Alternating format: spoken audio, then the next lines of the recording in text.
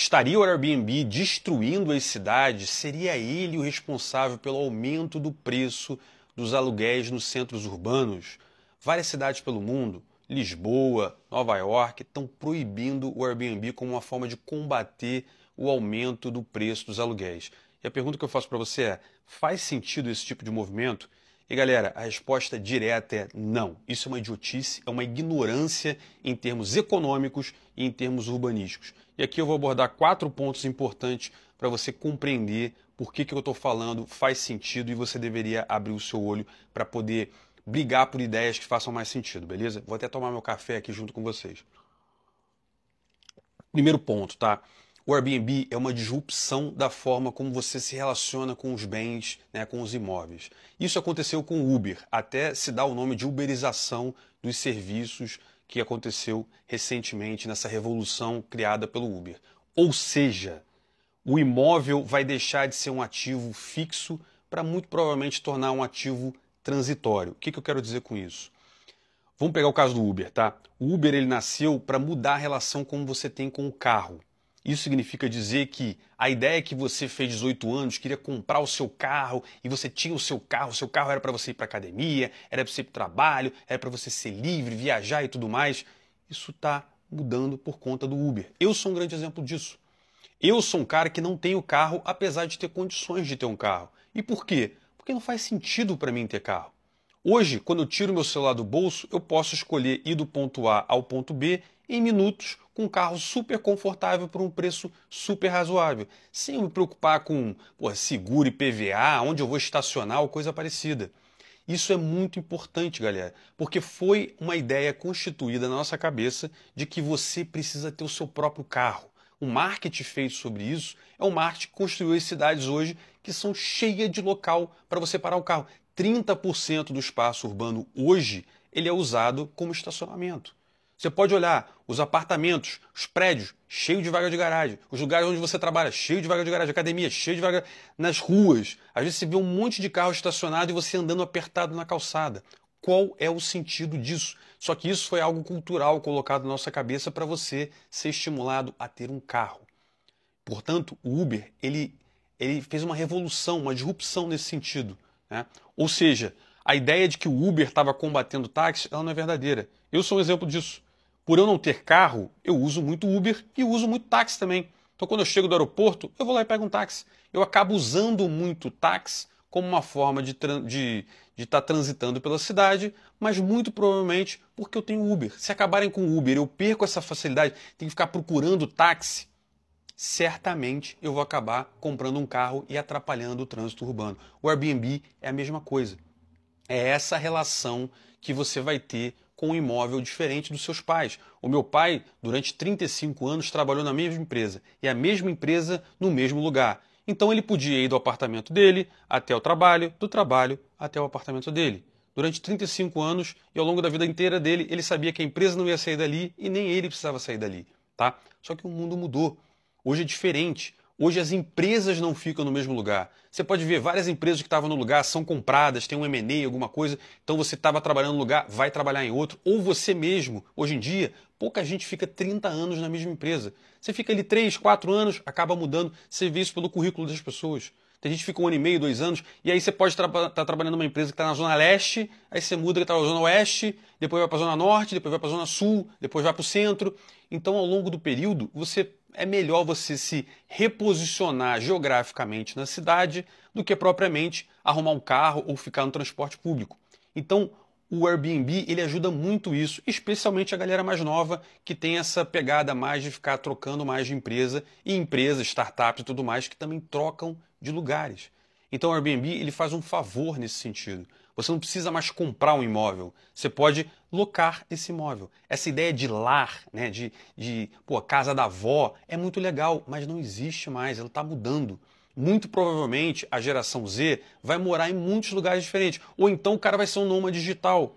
A ideia do home office crescendo agora, mais e mais, as pessoas podem, sei lá, trabalhar em locais em que eles podem, vou passar um período grande aqui, sei lá, no Nordeste, vou para a Bahia ou vou para outro país. Isso é muito relevante na forma como a gente se relaciona com os apartamentos, com os bens. Então isso está acontecendo. Se você proibir o Airbnb, não vai fazer diferença. as pessoas vão ficar correndo atrás de aluguel. Ou seja, se você está reclamando que o preço do aluguel está subindo por causa do Airbnb, se você acaba com o Airbnb, as pessoas também vão procurar aluguel de mais tempo, vai tentar contratos que eles possam cancelar antes ou coisa parecida. A alocação das pessoas geográficas na cidade funciona até melhor com o Airbnb, tá? Então vamos agora para o segundo ponto. Tá bom, Viegas, então vamos lá, eu compreendi. Na verdade, o Airbnb, ele ajuda as pessoas, você pode ter uma mobilidade melhor na cidade, mas a porra do preço dos aluguéis está subindo e eu acho que é por conta do Airbnb. Ok, meu pequeno gafanhoto, não é por conta disso. O preço dos imóveis nos grandes centros urbanos estão subindo por conta do próprio crescimento desordenado das cidades. O Brasil e o mundo inteiro, eles têm enfrentado esses problemas. O que eu quero dizer com isso? Quando você vem de avião aqui, eu vou usar São Paulo e Rio de Janeiro, que é mais fácil, que eu conheço. Posso até falar um pouco de Lisboa também. Mas quando você vê o avião chegando em São Paulo, quem já fez isso pode acompanhar, São Paulo é uma cidade extremamente horizontal. Se você... Como assim, Viegas? Calma aí, não. São Paulo é uma cidade enorme. Mas se você olhar do avião, você vai ver que tem muitas e muitas e muitas casas em São Paulo. Você vê aquele centro ali da Faria Lima, da Paulista e tal, com muito prédio. Mas em volta é um mar de casas. E casa é um negócio que é muito baixo adensamento. A gente precisa ter um crescimento mais ordenado. O que eu quero dizer com isso? O que eu quero dizer é que a gente precisa adensar os centros urbanos, que é melhor economicamente e urbanisticamente. Então, quando você pega alguns vetores de crescimento onde tem metrô, isso acontece no Rio. Eu vou pegar um exemplo clássico, tá? Você pega ali o centro da cidade do Rio de Janeiro, tá? O Porto Maravilha. Os caras estão fazendo um trabalho excepcional lá. Eu preciso tirar o chapéu, né? O trabalho que eles estão fazendo lá em relação a adensar aquele centro do Porto Maravilha com muito residencial é louvável. E por quê? Porque ali você tem metrô, ali você tem os VLTs, ali você tem a rodoviária, ali você tem muito transporte público. Ali também você está do lado do centro da cidade, que inclusive está com uma queda grande de empresas porque as pessoas estão mais home office e tudo mais, estão indo para outros locais no Rio de Janeiro. Então, quando você adensa um centro urbano que já tem metrô, que já tem VLT, que está do lado das grandes empresas, as pessoas não vão precisar de carro. As pessoas vão poder viver naquela região ali com muito mais conforto. Esse é o tipo de planejamento que os estados não têm feito. Você olha aqui em São Paulo, o Minha Casa Minha Vida é o pior programa social que existe na face da Terra. E por que eu estou dizendo isso? Eu não estou falando do preço do imóvel. Eu estou falando que a forma como ele foi constituído, ele estimula você, as empresas, a fazer o seguinte, não, vamos fazer agora um bairro planejado, aí ele faz um bairro barato, longe pra cacete do centro da cidade de São Paulo ou do centro urbano, longe pra caramba. Aí faz aqueles espigões, aí você olha, são aqueles condomínios enormes. Não tem um comércio. Ele está extremamente afastado do centro. E outra coisa, não tem nenhum transporte público. Sabe o que vai acontecer? A pessoa vai pagar barato naquele apartamento, mas ela vai ter que comprar um carro, ela vai passar horas no trânsito, ela não vai poder usar o transporte público. Quando o cara quiser comprar uma dipirona, o cara vai precisar pegar o carro para poder ir na farmácia, entendeu? Ou vai depender lá do iFood, vai depender de Rappi, não sei o quê. Olha que imbecilidade. Aí você vai em alguns locais aqui, perto do centro urbano, tem prédio abandonado, tem terreno baldio, tem prédios que estão vazios. Por que não adensar esses lugares? Ou seja, o que eu quero dizer para você é um adensamento perfeito de uma cidade são blocos em que você tem, sei lá, no térreo, lojas, você tem prédios comerciais e residenciais de uso misto. Então tem um prédio comercial, do lado tem um residencial, ou então você faz uma avenida com os prédios comerciais e embaixo tem as lojas, com um outro shoppingzinho aqui, e nas ruas de trás prédios adensados, fica mais barato o transporte público, fica mais barato, por exemplo, para você fazer coleta de lixo, para você fazer entrega de energia. Né? Quando você tem uma cidade horizontal como São Paulo, é completamente diferente. Como é que você distribui energia? Você precisa de muito mais fio. O caminhão de lixo tem que andar muito mais para coletar isso. Isso tem feito as pessoas procurarem os centros urbanos para justamente fugir de trânsito e coisa parecida. E aí entra na questão econômica, oferta e demanda. Se você tem poucos lugares na cidade onde você tem esse adensamento e você tem uma cidade imensa e gigante horizontal, as pessoas vão querer correr para o centro. E aí é muita demanda para pouca oferta. Então, aqui, o problema que a gente está tendo é o governo tem feito um péssimo trabalho em termos de urbanismo, fazendo com que as pessoas queiram correr para poucos bairros que você consiga ter uma qualidade de vida melhor. E aí é muita gente para pouca oferta. Quando você tem muita demanda para pouca oferta, o preço do imóvel vai subir. Meu pequeno gafanhoto. Terceiro ponto. Eu até anotei aqui, tá? Decisões democráticas como congelamento de preço e proibição de Airbnb. Isso é uma imbecilidade. Por quê? Assim como muitas pessoas que não conhecem de economia ficam falando que a culpa é do Airbnb, não sei o quê, o governo vai para onde o negócio está andando. Se as pessoas têm essa mentalidade, o que o governante, que muitas vezes pensa igual faz? Porra, então beleza. Então já sei, vou congelar o preço do aluguel. Quando ele faz isso, ele piora a situação. Quando ele faz isso, ele atrapalha o mercado em se autorregular. Como é que o mercado se autorregula? É o que está acontecendo agora aqui na Zona Sul de São Paulo, que é onde eu moro. A quantidade de prédio que está subindo aqui é gigantesca. E por quê? Porque tem muita demanda de gente querendo morar na Zona Sul de São Paulo. E aí, a forma como os caras estão construindo os prédios já é bem melhor. Não é boa, tá? Continua sendo ruim. Por quê? Porque ainda tem essa mentalidade do brasileiro de não, eu quero morar sem barulho, eu quero morar longe do comércio, eu quero morar em prédios baixinhos, não sei o quê, com área verde. Isso não é adensamento urbano. Mas vários prédios aqui, por conta do novo plano piloto, sei lá, o plano de desenvolvimento da cidade, ele está obrigando você a botar lojas no térreo. Você está fazendo muito uso misto. Então tem um hospital, tem um prédio corporativo e tem um residencial. Eu, por exemplo, moro num bairro muito legal. Aqui, perto da minha casa, eu vou para o trabalho a pé, eu tenho hospital perto, eu tenho transporte público perto, eu tenho tudo para fazer. Esse é um dos motivos de eu não ter carro. Para que eu vou ter carro? Se tudo que eu preciso está ao alcance aqui de andar a pé ou pegar um Uber baratinho para resolver minha vida. Então, essas regiões de São Paulo têm trocado essas casas antigas por grandes prédios. Se esse grande prédio estiver no térreo, comércio, e você estiver adensando não só o residencial, mas também o corporativo, as pessoas começam a viver mais próximas de casa e não precisam de carro. Agora, quando você congela o preço do aluguel, quando você acha que isso vai resolver alguma coisa, você tira o incentivo.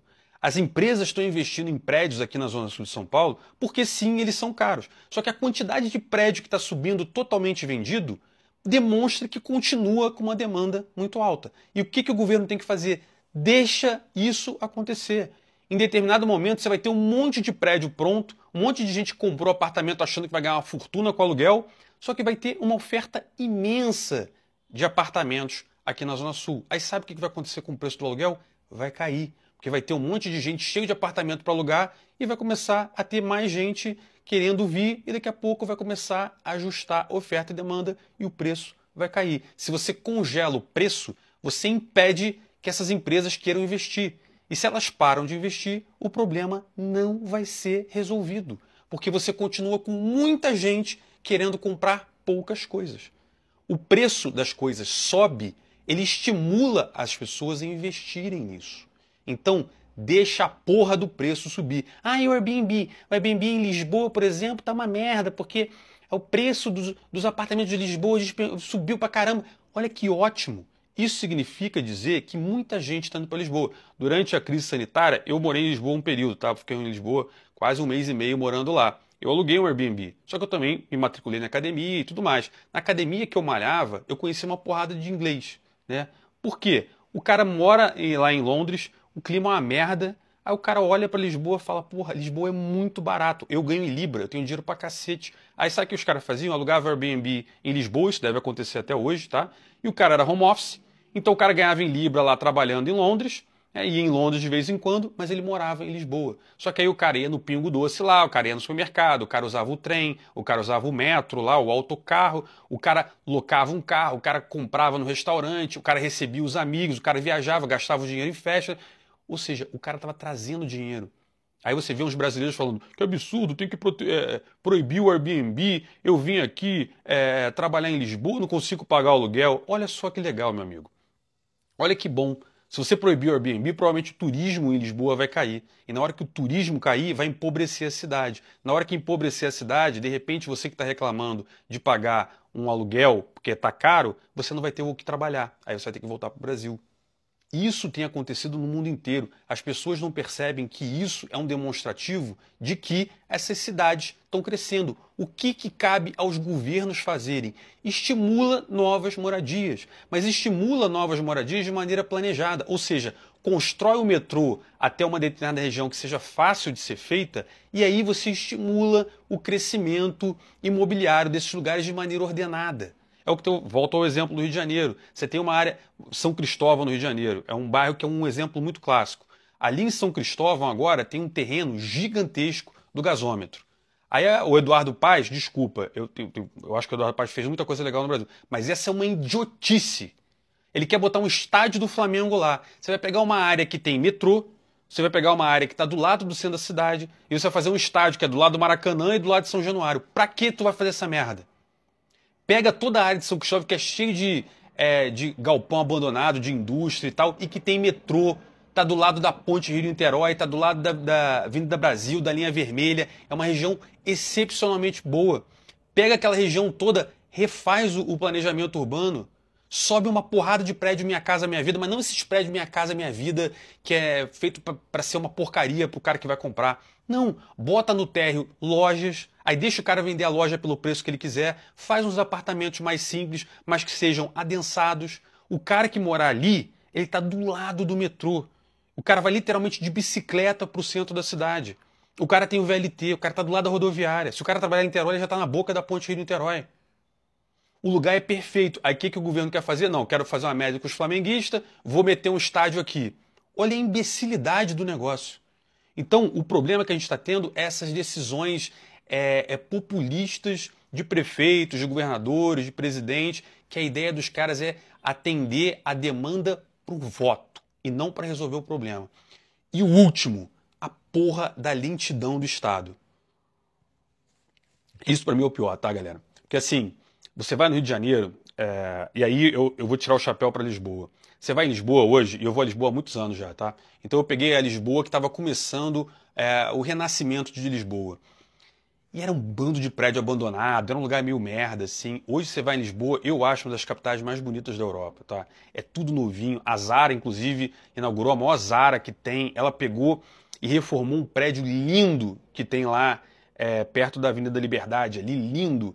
E várias empresas fizeram isso. Lá em Portugal você pode manter a casca do prédio que é tombado e por dentro você fazer ele todo novo. Então lá, eu já fui em Barcelona também, você entra nos prédios assim de, 1.600, só que na hora que você tá entrando num prédio que acabou de inaugurar. Tudo novinho, porque o cara mantém a casca e por dentro ele refaz o prédio inteiro. Então, esse incentivo que você tem para que seja investido dinheiro em tombamento e tudo mais, funciona muito bem. Só que a burocracia e a lentidão no Brasil, ela é gigantesca.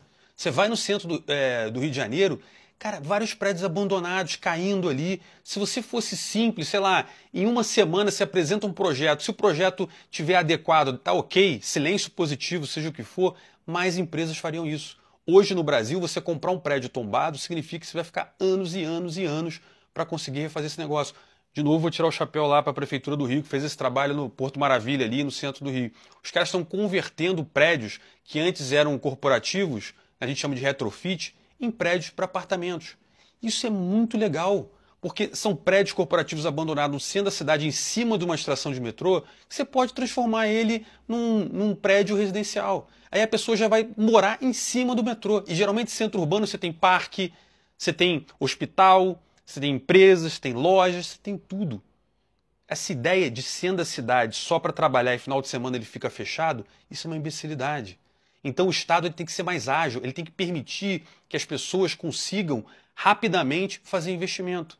No Brasil, isso ainda é muito complicado, você fica muito preso na burocracia. E isso é um dos motivos que faz com que as coisas não evoluam. Aí você não tem investimento. Aí sabe o que acontece? Você tem vários centros urbanos aqui no Brasil e no mundo que tem todo um potencial ali turístico ou potencial de transporte público, ou um potencial de parques próximos e tudo mais. aí o cara incentiva você a comprar um apartamento muito, muito longe do centro urbano, e aí você fica usando o carro para lá e para cá. O Estado precisa ser mais ágil, ele precisa permitir que as pessoas que queiram investir em mercado imobiliário consigam fazer isso rápido, de uma maneira ágil. Então, esses são os principais pontos aqui que eu acho que você deveria prestar atenção antes de falar que a culpa é do Airbnb, ou então, a culpa é dos empreiteiros que só querem ganhar dinheiro. Não, galera, vamos deixar o mercado mais livre, vamos permitir que o próprio mercado corrija esse problema, que, de novo, o preço, quando ele sobe, significa que tem muita demanda e pouca oferta. E como você resolve esse negócio? Se você resolver reduzindo a demanda, significa dizer que você quer que menos pessoas trabalhem ou atuem em cima desse negócio. Então, se você proíbe o Airbnb porque você acha que vai reduzir a demanda, de fato você vai reduzir a demanda, mas talvez você também reduza o turismo. E o turismo vai reduzir o investimento na cidade, vai reduzir o trânsito de dinheiro na cidade, vai acabar estragando as empresas que estão ali, e aí você vai ter um problema das pessoas não quererem mais estar ali, do empobrecimento. A única forma de um lugar crescer é se você tem muita demanda para oferta, é você aumentar a oferta. Portanto, as cidades que estão com problema de aluguel alto é um recado que o mercado está dando para as pessoas. Olha só, esse lugar tem muita gente querendo morar e pouca oferta disponível. Portanto, tenha mais oferta de imóvel que o problema se resolve. Beleza? Se você gostou, curte aí, não deixe de seguir o canal e vejo você na próxima.